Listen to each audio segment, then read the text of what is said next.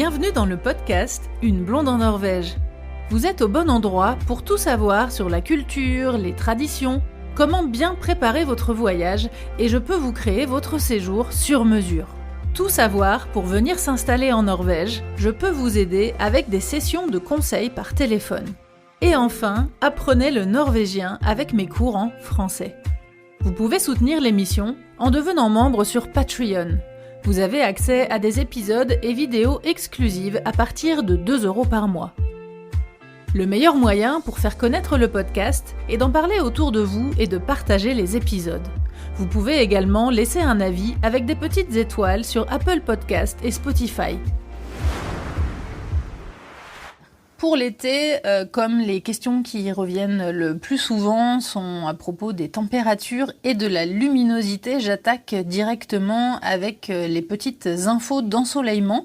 Je reprends le même principe que pour l'hiver et pour le printemps. Je vais donc vous parler de Oslo et de Tromsø. Étant Oslo la ville principale au sud et Tromsø la ville principale au nord, ça donne une bonne idée des différences de température et de luminosité. J'ai pris la date du 21 juin. À Oslo, le soleil se lève à 3h55 et se couche à 22h42, ce qui fait une longueur de journée de 18h47, très exactement. Alors c'est vrai que la luminosité, du coup, on n'a pas au sud le soleil de minuit, officiellement, puisque le terme soleil de minuit, ça veut dire que le soleil descend mais ne se couche pas, ne passe pas sous la ligne de l'horizon. Donc c'est ça la définition du soleil de minuit, sauf que nous au sud de la Norvège, donc ça, ce phénomène il ne se produit qu'au nord, au-delà du cercle polaire. Mais au sud de la Norvège, le soleil il descend sous la ligne de l'horizon, mais en fait il descend pas beaucoup. Donc ce qui fait qu'on a quand même toujours une luminosité. Il descend, mais il descend pas très bas et hop, il remonte très vite. Donc ce qui fait que, là je vous ai dit, ça se lève à 3h55, mais en fait entre je dirais 11h du soir, minuit et 3-4h du matin, il fait pas nuit noire. En termes de température, alors ça peut être très varié, on a des quand même assez gros changements de température. Il peut faire entre 10 et 30 degrés. 30, on a déjà eu jusqu'à 35-36 degrés. Les dernières années, là, il fait vraiment très chaud. Dans le sud de la Norvège, c'était vraiment... En plus, moi, dans la région où je suis, dans le Vestfold, on a très peu de pluie. Contrairement à l'ouest du pays, vers Bergen et le long de la côte où là il y a beaucoup plus de pluie. Donc c'est vrai que si vous êtes dans le centre de la Norvège, ou après c'est la région des montagnes, donc ça peut plus varier aussi, mais en tout cas à l'est du pays, le long du fjord d'Oslo, c'est quand même une région où il pleut très très peu et où il fait très beau. Effectivement, il y a des gros changements de température. Si vous allez tout au nord, c'est autre chose. Alors effectivement, donc, toujours pour cette date du 21 juin, si on prend Tromsø maintenant, effectivement, c'est le jour polaire, donc le soleil ne se couche plus et il fait jour tout le temps, du 16 mai au 26 juillet. Alors la luminosité change évidemment, le soleil descend et se rapproche de la ligne de l'horizon, donc ça descend, mais il fait jamais nuit et il fait quand même vraiment très clair, quoi. Pour ceux qui vont partir j'allais dire au nord de la Norvège, mais dans le sud c'est pareil, un des conseils justement par rapport à cette luminosité, c'est d'emmener avec vous un loup, des petites lunettes là en coton à venir se mettre sur les yeux si vous êtes sensible à la lumière.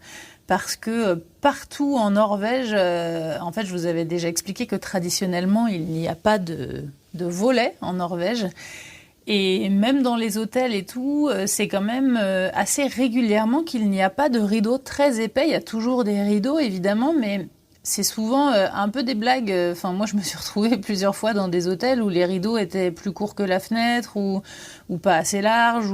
Et où du coup, quand il fait jour tout le temps et que le rideau ne cache pas suffisamment la fenêtre, bah moi personnellement ça me gêne, ça m'empêche de dormir. Mais du coup c'est un truc qui peut vraiment vous gêner si vous faites du camping par exemple. Bah du coup sous la tente il y a pas de nuit, il fait jour tout le temps. Et puis dans les logements aussi, si vous prenez des Airbnb, c'est quand même assez souvent qu'il n'y a pas de rideau ou il y a rien quoi aux fenêtres. Donc ou alors il y a un rideau, mais genre c'est une blague, c'est un petit rideau en voile transparent qui ne sert à rien. Donc si vous êtes sensible à ça, emmenez avec vous vos petites lunettes de nuit. En termes de température, il fait un petit peu plus doux au nord, ce serait plutôt entre 10 et 20 degrés. Ça grimpe quand même rarement au-delà de 20-25 degrés l'été tout là-haut, mais ça reste quand même des températures plutôt douces.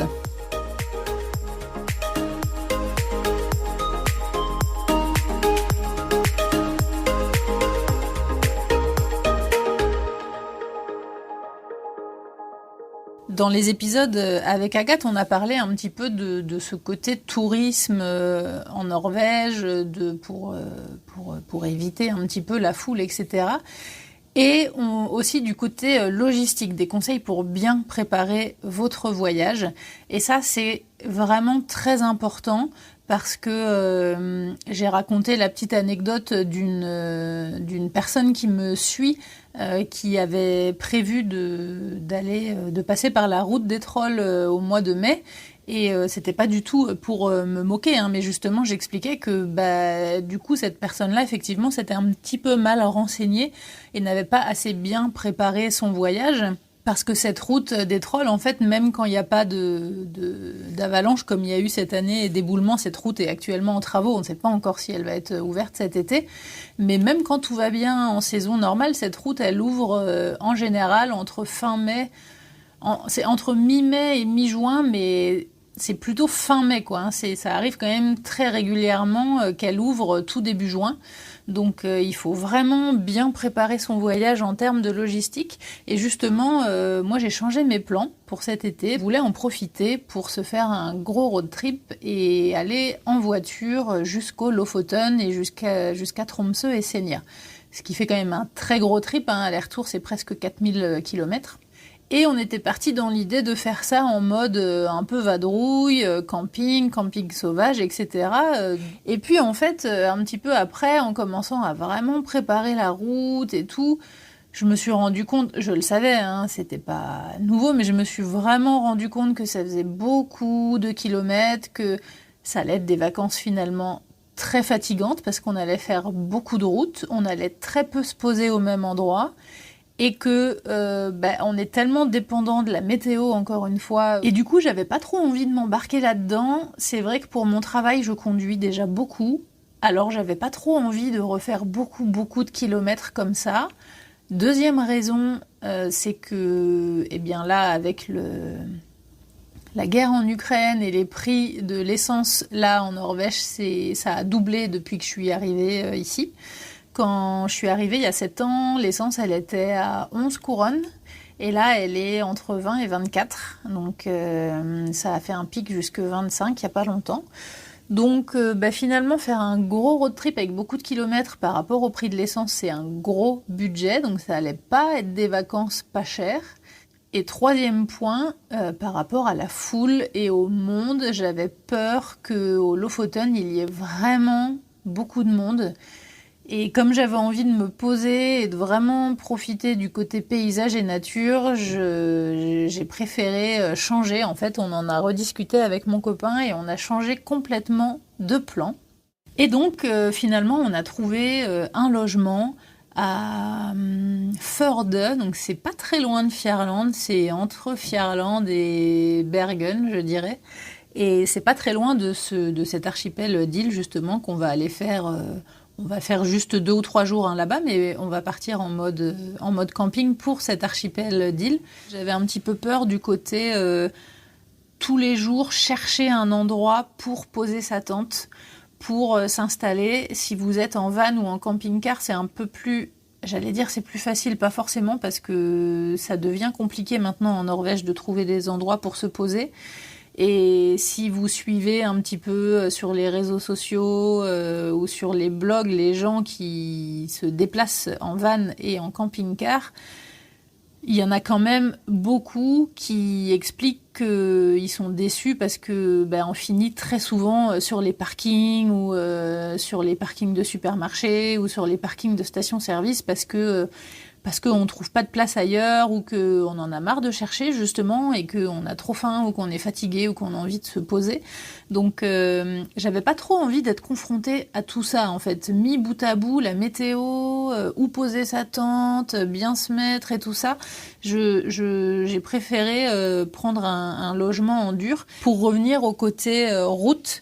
Et à la route des Trolls qui ouvre entre fin mai et début juin. C'est pas la seule route qui est comme ça, hein. Il y a plein de routes. Il y a la route des Neiges aussi qui est vers l'Ardal, qui ouvre assez tard dans la saison et qui peut fermer temporairement une journée ou deux ou une nuit ou quelques heures dans la journée. Bon, ça c'est plus difficile à prévoir, mais en tout cas je vous recommande vraiment d'aller consulter le site avec toutes les routes nationales en Norvège. Vous trouverez le lien dans la description du podcast.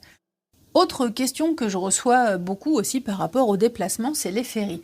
Alors ça, je comprends hein, que ça, pas que ça n'effraie, mais parce que c'est pas effrayant, mais que ça inquiète un petit peu en gestion et en logistique, parce que les ferries en Norvège ne se réservent pas.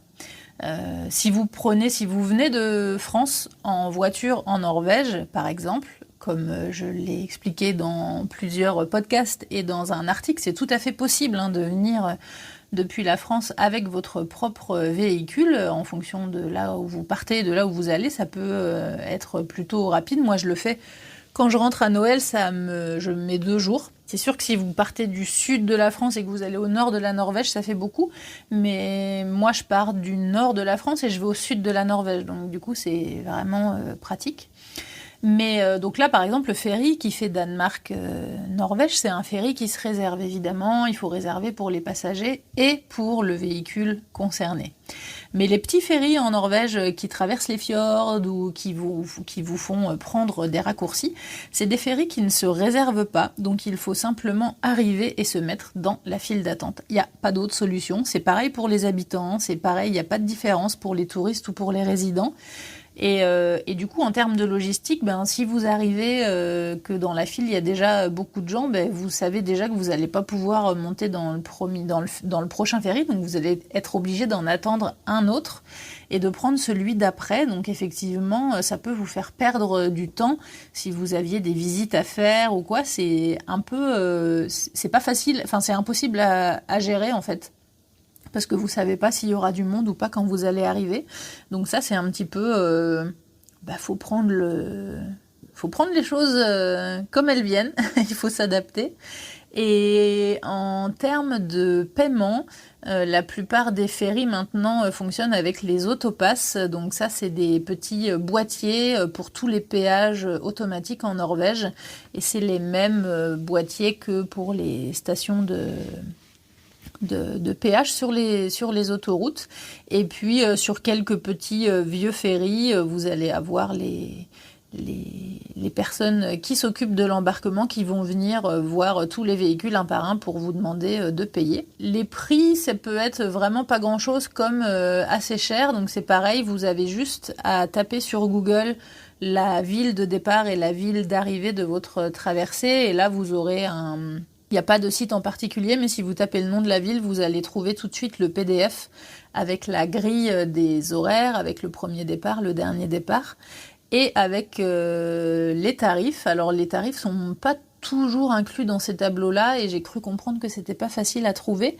En tout cas, c'est vrai que ça peut assez vite grimper. Je me souviens d'un tournage avec lequel on était dans la région de Bergen, je crois que c'était avec France Télévisions, et on avait un minivan, et il me semble que pour une traversée de 10 minutes, on a dû payer peut-être 30 euros ou 35 ou 40 euros.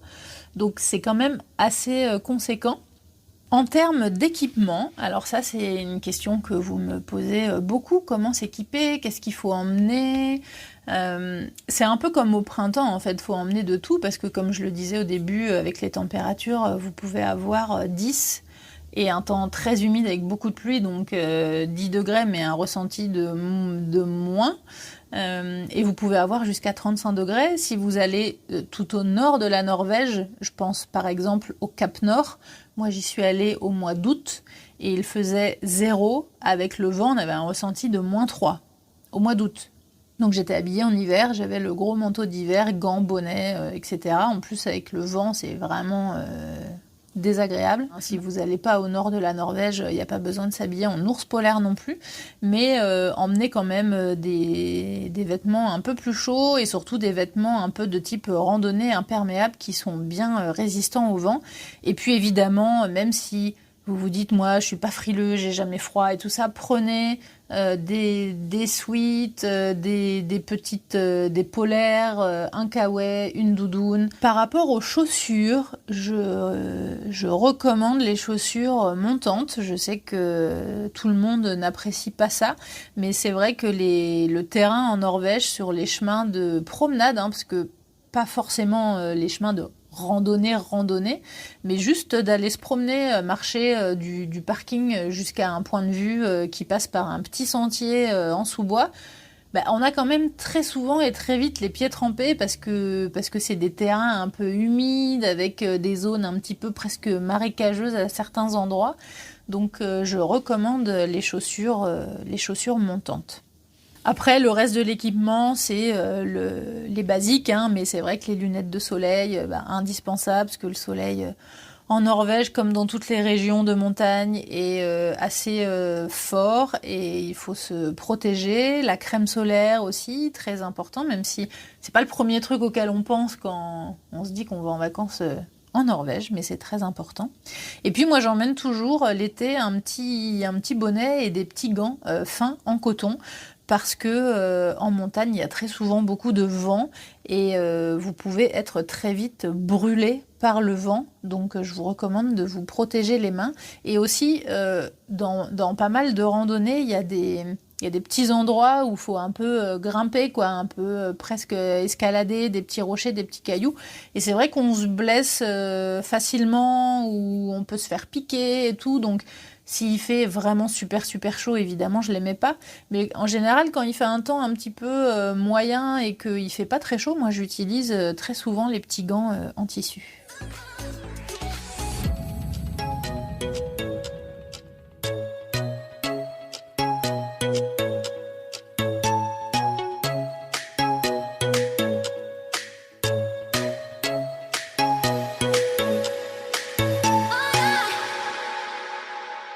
Une question aussi que je reçois souvent, est-ce que l'eau est potable partout en Norvège? Est-ce que l'eau est bonne? Alors oui, la Norvège c'est un des pays avec une des meilleures qualités concernant l'eau du robinet. C'est vraiment une très bonne eau. Donc vous pouvez sans hésiter venir avec vos gourdes, vos thermos. Je vous recommande de faire ça. Ça c'est un des conseils que j'ai donné plusieurs fois pour éviter d'acheter du plastique. L'astuce aussi d'essayer d'éviter d'acheter des boissons dehors. Donc emmenez votre gourde comme je l'ai dit précédemment et emmenez votre eau avec vous partout. Comme le café est assez cher, c'est de prendre votre thermos parce que vous avez quand même pas mal d'endroits où vous pouvez vous faire du café. Donc si vous êtes en Airbnb, vous pouvez soit utiliser la cafetière sur place ou s'il y a une petite bouilloire, vous faire du café instantané, même si c'est pas terrible. Mais c'est vrai que les cafés, c'est aussi un petit détail, mais dans les bars-restaurants, un café, c'est entre 25 et 40 couronnes. Donc encore une fois, si vous êtes une famille, 2 adultes, 2 enfants, que les 2 adultes prennent un café, les 2 enfants prennent un chocolat chaud, 5, 10, 15, 20, on en a vite pour 20 ou 30 euros. Donc si vous faites ça plusieurs fois par jour, c'est un gros budget pour pas grand-chose en fait. Et si vous venez à Oslo, j'ai fait un e-book dans lequel je vous donne plein d'infos sur comment vous déplacer à Oslo. Il y a tous les liens actifs pour aller acheter les cartes de transport avec les réductions pour les musées, pour les activités, pour plein de trucs. Il y a une liste de restaurants pour manger traditionnel, il y a une liste de cafés pour pour boire juste un verre l'après-midi ou pour sortir le soir avec les rooftops. Il y a toutes les activités à faire gratuitement. Il y a plein de choses. Il y a quelques trucs qui sont gratuits quand même en Norvège. Il n'y en a pas beaucoup, mais il y en a quelques-uns. Donc je vous ai regroupé toutes ces infos-là dans un e-book qui est en vente sur mon site internet. Un petit conseil pour moins dépenser par rapport au budget nourriture, c'est d'utiliser l'appli Too Good To Go. Si vous me suivez sur les réseaux sociaux, lors de mes dernières vacances à Pâques, je vous avais fait des petites stories et j'avais pris des photos pour vous montrer ce que j'avais récupéré dans le sac Too Good To Go que j'avais essayé par rapport à ce qu'il y avait dans le panier. J'ai essayé de faire le calcul de ce que ça coûtait à peu près et ça valait vraiment le coup. C'est un panier que j'ai payé dans les 30 couronnes, un truc comme ça, 30 ou 35 couronnes. Donc dans les 3 euros, 3-4 euros. Et j'ai fait le calcul de ce qu'il y avait dedans et il y en avait pour au moins 400 couronnes, donc au moins pour 30-40 euros. Comment éviter un petit peu le rush touristique et où aller ? Il y a une raison pour laquelle ces endroits sont très touristiques et sont très populaires, c'est que c'est magnifique. Donc je comprends tout à fait que vous ayez envie d'aller là-bas. Alors déjà, le rush touristique, c'est quand ? Le rush touristique, c'est en gros, c'est juin-juillet. C'est pour ça que dans les épisodes sur le printemps, je vous recommandais d'y aller un petit peu plus tôt si jamais vous pouvez éviter les vacances scolaires. Je sais que c'est pas le cas de tout le monde, hein, évidemment. Si vous avez des enfants scolarisés, vous êtes bien obligé de partir pendant les vacances scolaires, donc là vous n'avez pas le choix. Donc il y a des petites astuces aussi que je vais vous donner après. Mais voilà, les recommandations, c'était d'essayer de partir un petit peu avant ou un petit peu après parce que la rentrée en Norvège, c'est mi-août, c'est début août, mi-août. Donc le mois d'août, c'est pas du tout un mois de vacances hein. Pour la Norvège, c'est vraiment juin-juillet. Donc ça veut dire que le mois d'août, c'est déjà beaucoup plus calme. Donc si comme c'est un mois de vacances tout à fait normal en France, ça peut être carrément une bonne option de venir en août parce qu'il y aura un petit peu moins de monde. Et puis jusque fin août et début septembre, c'est encore tout à fait possible de venir visiter la Norvège. On a en général des mois de septembre très doux. Début septembre, effectivement, à partir de mi-septembre, ça commence à être la transition, il commence à en faire un tout petit peu plus frais. Les nuits commencent à arriver un petit peu plus tôt et puis on sent vraiment la transition arriver vers l'automne. Mais très honnêtement, on a très souvent des très beaux mois de septembre.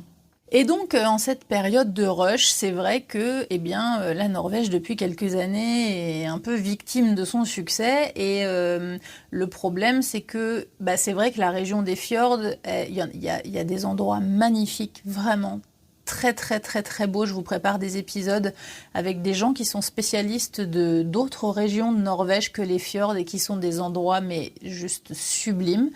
Donc j'espère que j'arriverai à vous donner envie d'aller aussi visiter d'autres coins de Norvège, mais je comprends tout à fait qu'on ait envie de venir voir les fjords dans les endroits les plus connus, surtout si c'est son premier voyage en Norvège.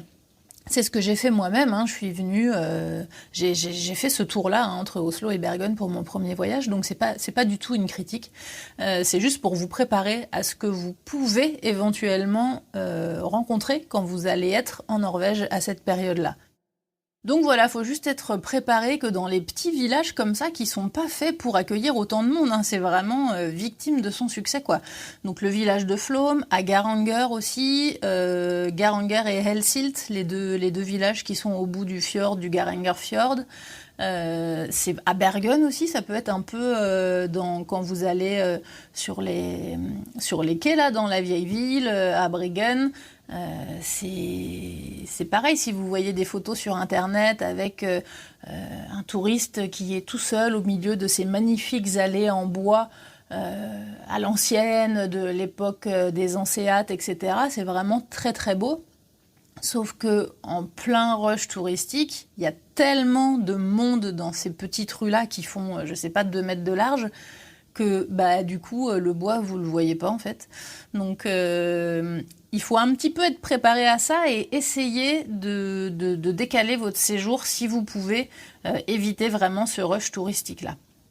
Et sinon, autre recommandation, c'est d'essayer d'aller un petit peu ailleurs, d'aller un petit peu autour. Par exemple, pour les randonnées.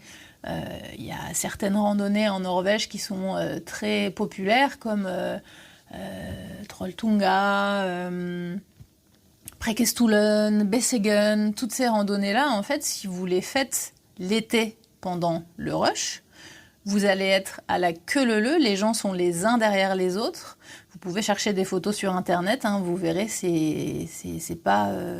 Je n'en rajoute pas pour vous faire peur ou quoi que ce soit. Si vous cherchez vous-même, vous verrez très bien. Et surtout, ce qu'on ne voit pas, c'est que quand vous arrivez à la fin de la promenade et que vous arrivez au point de vue, eh ben, il y a 1 heure d'attente à la queue leu-leu pour accéder à la plateforme du point de vue pour pouvoir faire sa photo. Donc, je trouve que ça enlève tellement du charme de la Norvège et je pense que si vous écoutez ce podcast et que vous aimez la Norvège et que vous avez l'intention de venir en Norvège, c'est pas trop le genre d'expérience que vous recherchez. Donc, évidemment, on n'est pas toujours... je dis souvent quand je vous parle de la Norvège que c'est super parce qu'il n'y a personne, on est tout seul au milieu de nulle part, etc. Mais ça, c'est le genre d'expérience qu'on peut avoir quand on vient plus longtemps ou quand on y vit. Mais c'est vrai que si vous venez sur une période plus courte, vous allez aller dans les endroits les plus touristiques, et ce qui est normal parce que ce sont les endroits les plus beaux. Donc du coup, il faut être un petit peu préparé au fait que vous n'allez pas forcément avoir ce côté je suis tout seul au milieu des fjords et c'est trop beau, quoi. Si vous cherchez des infos sur ce circuit et par où passer et que faire entre Oslo et Bergen pour aller voir les fjords, j'ai fait un e-book à ce sujet. Je vais pas vous donner beaucoup plus de détails dans cet épisode parce que je ferai un épisode à part entière dans lequel je vous parlerai de ce circuit. Mais voilà, vous pouvez trouver le e-book sur mon site.